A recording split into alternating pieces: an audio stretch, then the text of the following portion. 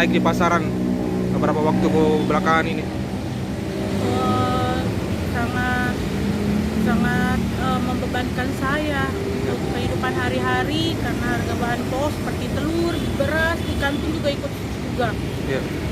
Itu membebankan saya sekali, makanya saya udah nggak jual makanan, makanan jadi. Jadi sekarang saya beralih untuk ke es. Ya. Sejak kapan itu Bu dirasakan? Selama COVID. Selama COVID? Iya. Kalau menurut Bu, bagaimana seharusnya? Apakah ada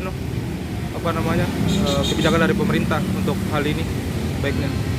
Untuk kebijakan pemerintah ya kalau bisa untuk menurunkan, tidak menurun drastis ya apa-apa, setidaknya bisa meringankan beban rakyat lah.